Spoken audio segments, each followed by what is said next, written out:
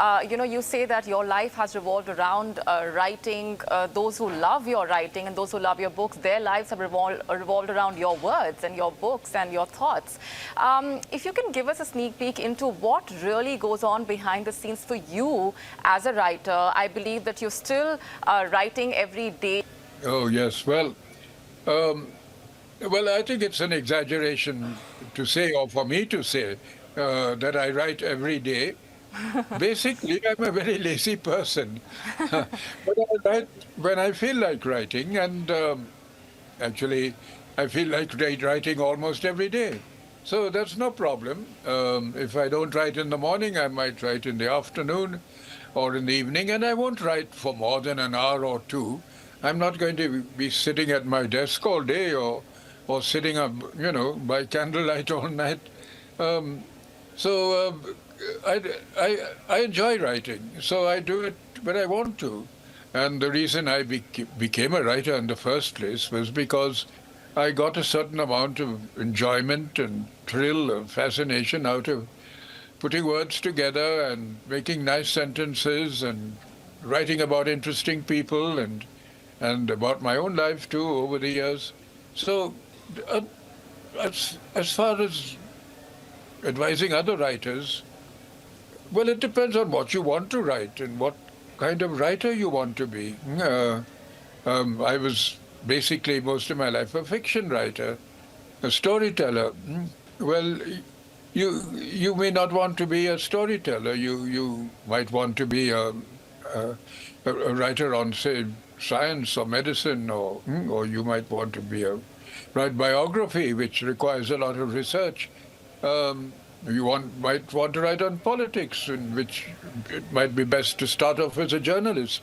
So there are many fields in the writing vocation. I won't call it a business. I call it a vocation, because although I do make a living from it and have done for the greater part of my writing life, which started when I was 17 or 18, it has in effect been more of a vocation than a business. Right. So, as I said, it depends on the kind of writer you want to be. But I wanted to be... Those who are listening in, the kind of writers that they want to be is what I meant, yes. Yes, and I was a literary person. Now, I was a bookworm. I loved reading as a boy. I still love reading. I read 2 or 3 books a week. I read more than I write, I have to admit. I think it was because I was so fond of reading and of books that I also wanted to perhaps emulate my favorite writers. Not write like them, but be one like them.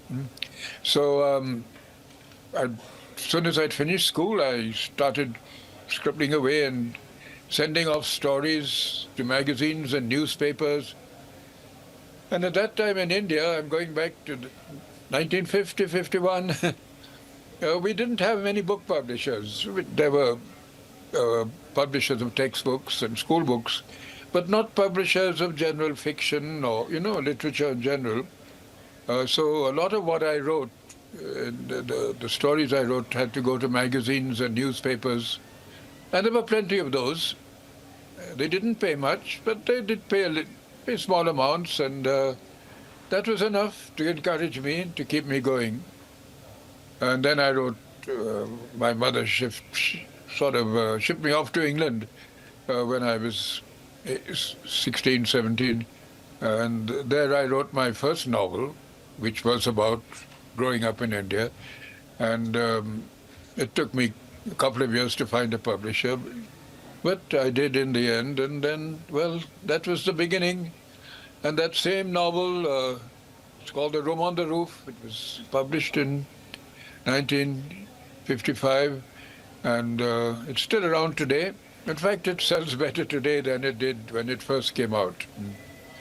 So that means you have to persevere a lot. Your first efforts may not come to fruition or make much money for you or do much for you as for your establishment or for your name, but you have to stick with it. So perseverance is very important in writing. You have to believe in yourself, have confidence in yourself, not give up easily, and stick with it in a way. Because, it's only, let's say, 1 out of 100 first books or early writings that become bestsellers, It's not everyone who writes a bestseller. You're very lucky if you do with your first book or second. So it usually takes some time to get to that stage. So it's a long journey. It has been a very long journey for me, but a very worthwhile one. In that I've along the way made many readers, many friends, and today I can say I'm a writer without regrets, let's put it that way, because I think I've met writers along the way who might have been so disappointed or disillusioned maybe that they've given up and haven't gone on with it even though they've been talented. So you must have talent, you must be aware of that, and you can't just sit down and write a book and slap your name on it and expect to be called a writer. No, it takes a little more than that. To stay up to speed with the latest news, download the WION app and subscribe to our YouTube channel.